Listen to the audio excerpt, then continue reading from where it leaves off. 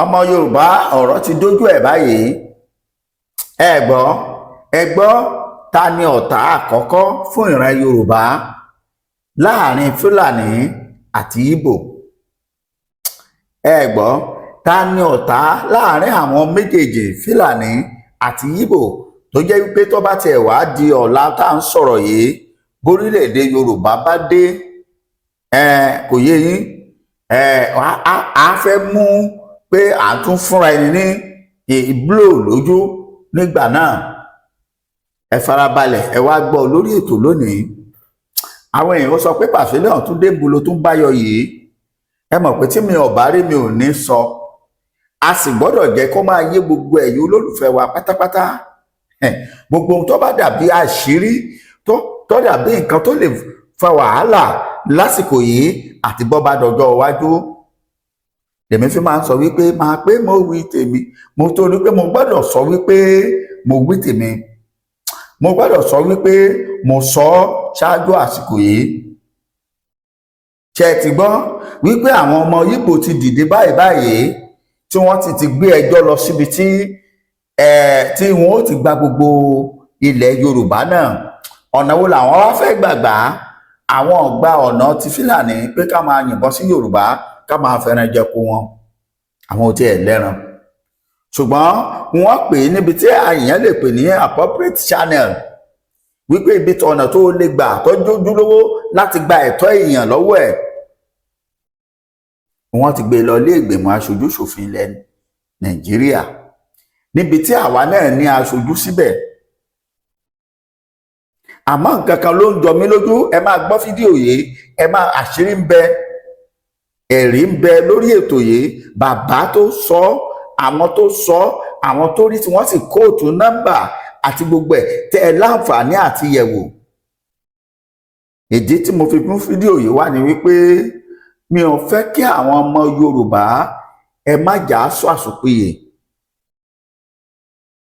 Bẹ́ẹ̀ bá wò ó, mo sọ fún yín lẹ́nu gbà díẹ̀ sásìkò yìí, bí wọ́n bá mú àwọn tí wọ́n ń gbámú bí irú àwọn tí wọ́n kó nípínlẹ̀ Ògùn àtọ̀yọ́, Ìgbò wà láàrin àwọn ajínigbé tí wọ́n á máa dárúkọ pé àti Anambra làwọn ti wá. Ẹni àkọ́kọ́ tó sì kọ́kọ́ fi hàn gangan gbàgede tó jẹ́ káwọn èèyàn mọ̀ wípé tí èèyàn bá ń jí ní gbé ó lè kọ́lé, òun ni Evans ọmọ Ìgbò ni. Níbo lẹ gbọ́ pé wà? Ìyẹn kọ́ là ń lọ lónìí. Ìgbò ti ṣetán àti gba gbogbo ilẹ̀ wa, pàápàá jùlọ ìlú Èkó. Nínú àwọn nǹkan tí ìran Yorùbá bá dé, torílẹ̀-èdè Yorùbá bá dé, àwọn ìlú tá a ti máa rí ohun àlùmọ́nì tá a ti kọ́kọ́ máa fi ṣòwò jù, òun nípínlẹ̀ Èkó. Ó wà káàkiri ìpínlẹ̀ yòókù náà, àmọ́ jù ìpínlẹ̀ Èkó ni. Wọ́n ti wá dẹ páńpẹ́lẹ̀ ìyẹn pàkúté, wọ́n sì ti gbé lọ sílé ìgbìmọ̀ aṣòfin. Rídì yẹn ti wá lọ ìpele kìíní ìkejì.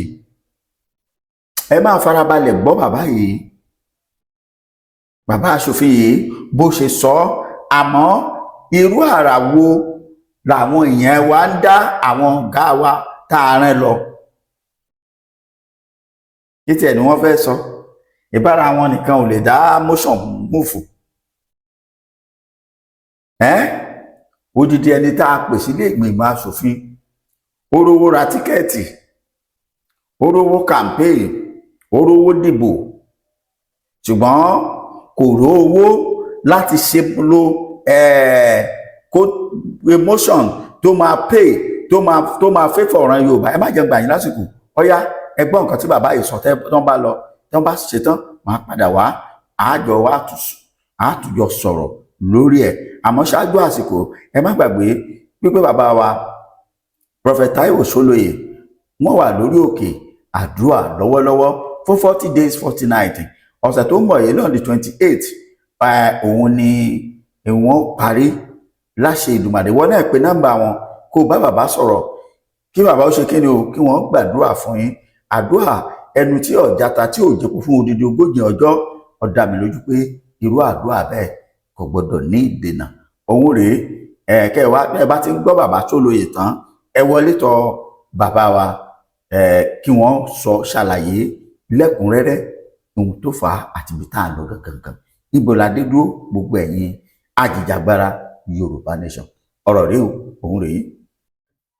Ṣé ẹ ti gbọ́ nípa ààwẹ̀ funfun 40 ọjọ́ àti àdúrà tó ń lọ lọ́wọ́lọ́wọ́ tí Olúwa pa láṣẹ fún èmi ìránṣẹ́ rẹ̀ láti fi wá ọ̀nà àbáyọ àti ìtúsílẹ̀ fún ìran Yorùbá kúrò ní abẹ́ oko ẹrú àti láti jẹ́ kí orílẹ̀-èdè Yorùbá lè gba òmìnira. Mo gbàdúrà ìwọ náà tó ń gbọ́ mi lórúkọ Jésù, ayé rẹ máa gba òmìnira. Ìwọ náà lè pè mí fún àdúrà láti wádìí kí làṣírí ogun tẹ́ ń là kọjá, kí ni ọ̀nà àbáyọ sí ogun náà.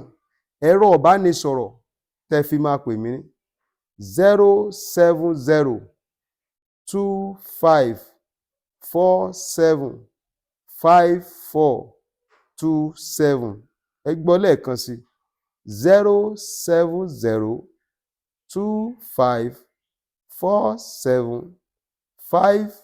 07025475427. Àtiwọ́ àtorílẹ̀-èdè Yorùbá lórúkọ Jésù ẹ ó di òmìnira. Kún gbogbo ọmọ Yorùbá ní tilẹ̀ tó kó, ẹ̀yin ọmọ Yorùbá ọmọ Oòduà, ó bẹ̀rẹ̀ láti Èkó títí tẹ́ dé Ìlọrin àti Lọ́kọ́jà. Ẹ̀yin mo fẹ́ bá sọ̀rọ̀ o, ẹ̀wọ̀n mi létí yín o. Ọ̀rọ̀ mi mo fẹ́ sọ, ọ̀rọ̀ bíìlì,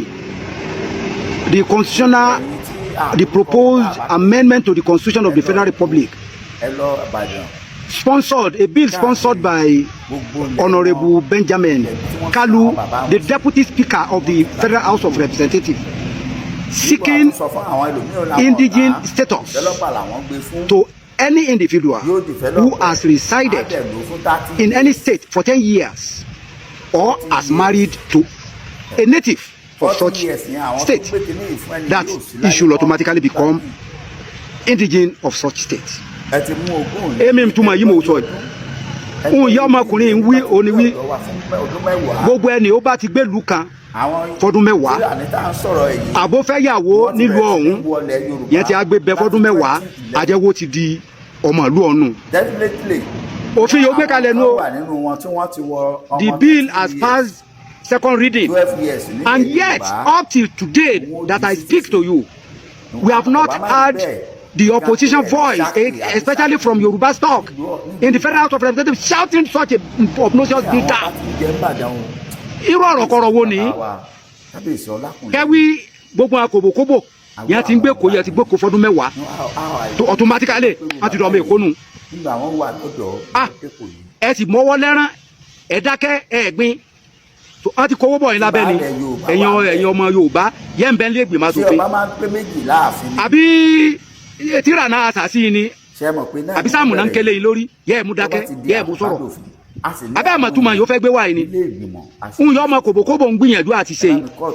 Wọ́n ti ń bẹ lẹ́nu rẹ tipẹ́. Wọ́n ti ń bẹ lẹ́nu rẹ tipẹ́. Ẹja sínra wa ń gbẹ́rẹ́ papọ̀. Ẹ rántí wí NCNC yìí Abatimakọ́lì dálẹ̀. Igbo Ziki òun lakọ̀wé ẹgbẹ́ rẹ̀ ọ̀hún. Ẹgbẹ́ rẹ̀ ọ̀hún kọ́kọ́ pè ní NNDP, Nigerian National Democratic Party. 1922 ló dálẹ̀. Ń gbò yá yóò di 1947 yìí Abatimakọ́lì yóò papòdà. Onísìkì dolórí ẹgbẹ́ ọ̀hún, ó wá yóò kọ ẹgbẹ́ ọ̀hún padà, ó sọ di NCNC, Nigerian National Consensus of Nigerian Citizens. Ń ló sẹgbẹ́ ọ̀hún dà, ó dolórí yẹn. Láti gbọ̀ ọ̀hún gbogbogbò yẹn ń dì lẹ́kọ̀ọ́. Yíbò ní wíìnì, ẹgbẹ́ Yíbò ní wọlé. 1951 yẹn dìbò regional election, gbogbo síìtì yóò yàn allocate fẹ́kọ̀ọ́ pátá ẹgbẹ́ NCNC Síìkì ni. Òun ló wá fún Síìkì lágalẹ̀ yóò fi wọ́n fẹ́ di premier Western Region 1951.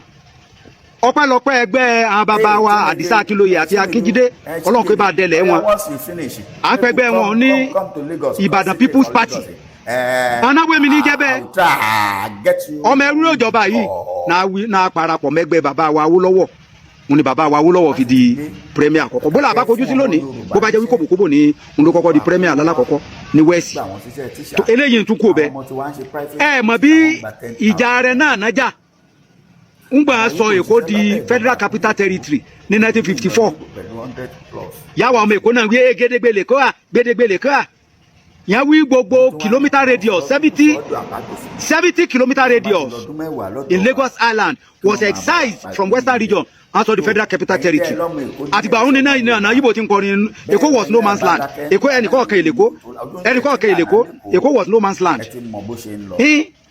ngbà tó wá di 1966 yìí kò bòkóbòdó lórí Nàìjíríà Àgúnyìn Rosy decree yóò kọ́kọ́ ṣe jáde unification decree òun ló mú gba gbogbo agbára yìí ń bẹ ní region ló mú gba kọ Igbo unification decree ó gbé Nàìjíríà kúrò ní federal system ó sọ di unitary system kí Igbo lè máa sọba lérí gbogbo wa náà ni ó ètò adúró bẹ̀ ń gbò di 1966 yóò gun kẹjú sẹ́bà Igbo dojúkọ Èkó àwọn afẹ́ gbé Èkó ọpẹ́lọpẹ́ Benjamin Adékúnlé yẹn dáadúró lọ́rẹ̀ ọ̀rẹ́ náà ti dáadúró ẹ̀ mọ́yẹ̀ mí yóò sùn ni Igbo sáà ń wá gbogbo ọ̀nà yẹ́ mú gbèkó láì jẹ́ bẹ́ẹ̀ bẹ́ẹ̀ bá dé Alábà yẹ ẹ̀dẹ́ ládì pọ̀ Igbo náà ní gbogbo ọjà Igbo náà ń so lórí bẹ yóò bá kọ̀ ọ̀kẹ́ ìrọ̀ ọmú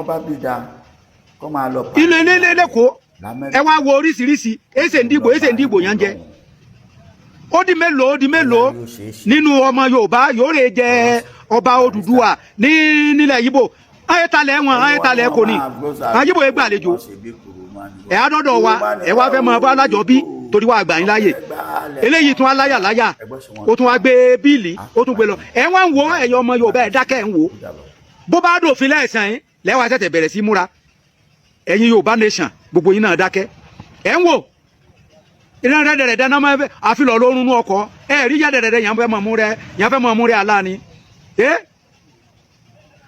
what I've been saying is the bill being sponsored by the Deputy Speaker, Federal House of Representatives, Honorable Benjamin Kalu, seeking indigene status to any individual who has resided in any state for 10 years and whom are married to a native of such state will automatically become indigene of such state.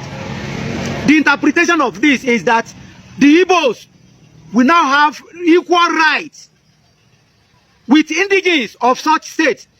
They will not dominate us.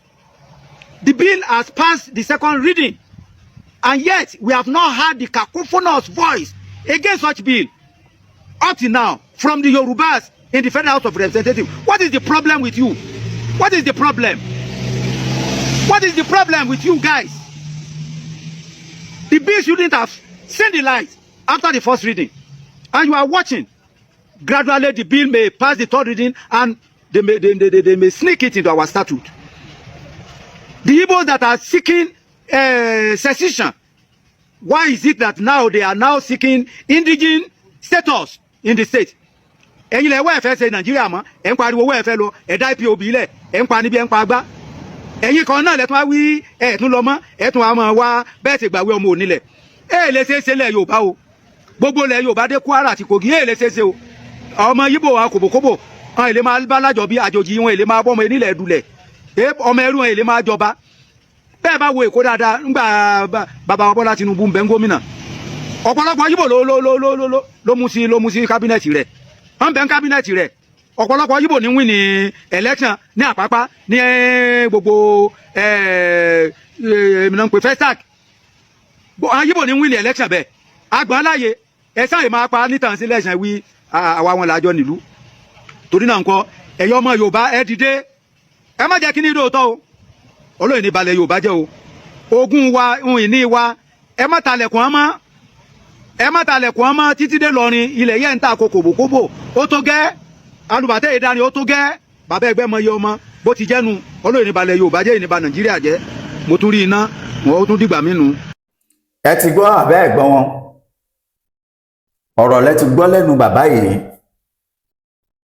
Gbogbo ẹ̀yin tí àmórúkọ ọmọ tá a bá pè yín, ẹ lọ Èkó, ẹ lọ Ìbàdàn, káàkiri gbogbo ilẹ̀ wọn, ilẹ̀ ibi tí wọ́n sin àwọn bàbá wọn sí ni wọ́n ti tà fún Igbo.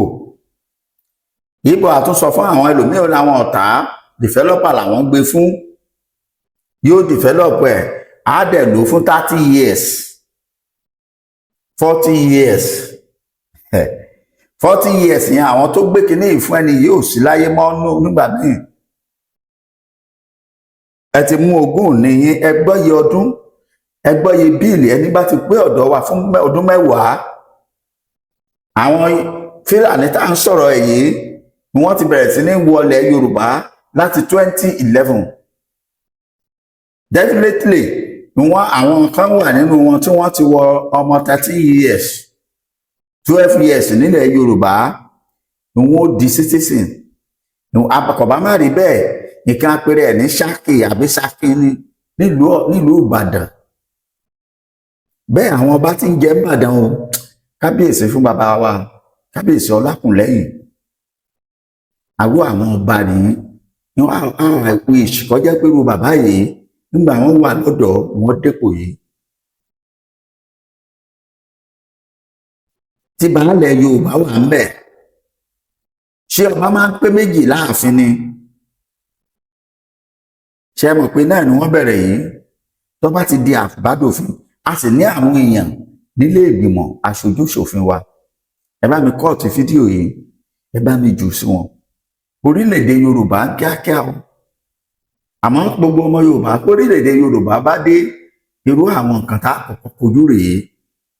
Ìdí rèé tí mo fi gbé fídíò yìí wá fún gbogbo ẹ̀yin ọ̀jọ̀gbọ́n wípé ẹjá pọ̀ nǹkan tí bàbá yìí wí, ẹjá túbọ̀ pín ètò yìí, ẹjọ́ túbọ̀ rìn díẹ̀ ká wo nǹkan tí bàbá yìí sọ. Ṣé ọ̀rọ̀ tí bàbá yìí mú ọpọlọ lọ́wọ́ tó sọ yìí mú ọpọlọ lọ́wọ́ àbí òmu? Ṣé kìí ṣàṣírí ńlá nírú àwọn bàbá yìí pè wá sí yìí? Pàápàá jùlọ torí àwọn ọ̀ràn tó ń bọ̀ ní ìsìn tó jẹ́ pé gbogbo ọmọ Ìgbò wọn ò rówó tí wọ́n fi fẹ́ra wọn mọ́ ọ̀dọ̀ wa Yorùbá ló wù wọ́n tí wọ́n ń fẹ́. Bẹ́ẹ̀ ni àtọkùnrin wọn àtobìnrin wọn á wá di ẹni tí ń bá wa du baálẹ̀ tó ń bá wa du ọba. Bẹ́ẹ̀ ni nílùú tiwọn àyèrú Ọ̀yọ́ wọ́n ti wà lẹ́kọ̀ọ́, wọ́n wà ní house, wọ́n wà ní ministry, àwọn ló fẹ́ pọ̀ jù láàrin teacher. Government parastatals lẹ́kọ̀ọ́ wọn ò lè débẹ̀ kọ́ má bá wọn bí bàbá ìṣúá. Chineke, Chinedu, Chiyere, oya once you finish, make you come to Lagos, come stay for Lagos. I will try and get you the job. Ọba sì ti dé kàkàkẹ́ fún ọmọ Yorùbá níṣẹ́, ọmọ Ìgbò àkówó wá, ẹ gbà wọ́n síṣẹ́ tíṣà. Àwọn ọmọ tí wọ́n ń ṣe private school teacher wọ́n ń gba 10,000 naira. Ọmọ Ìgbò ń ṣiṣẹ́ lábẹ́ ìjọba ìpínlẹ̀ Èkó, ẹlòmíín lọ lé pẹ̀lú 100+ lóṣù. Wọ́n tún wá ní kí wọ́n kúkú sọ ọ́dọ̀ àbádòfin. Táwọn bá ti lọ́dún 10 lọ́dọ̀ wa kí wọ́n máa bá wa pa ìpín ilẹ̀. Tó ẹ̀yin tẹ́ ẹ lọ́mọ Èkó ní ẹ̀ṣẹ̀ ọmọ Yorùbá, bẹ́ẹ̀ gbẹ̀yìn náà bá dákẹ́ nígbà náà lójú yóò tó ojú tẹ̀ tí ń lànà lẹ́kọ̀ọ́ ẹ ti mọ bó ṣe ń lọ.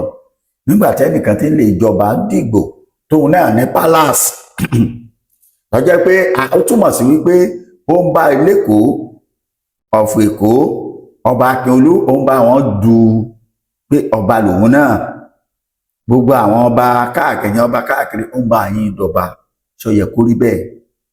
Tíran Yorùbá kan lọ sílẹ̀ wọn tó lọ jẹ Odùduwà, kábíyèsí Odùduwà nílùú tiwọn.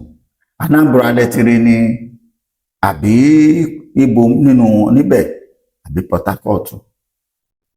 Orílẹ̀-èdè Yorùbá gbọ́dọ̀ dé, láì jẹ́ bẹ́ẹ̀ àwọn ọmọ wa dé o.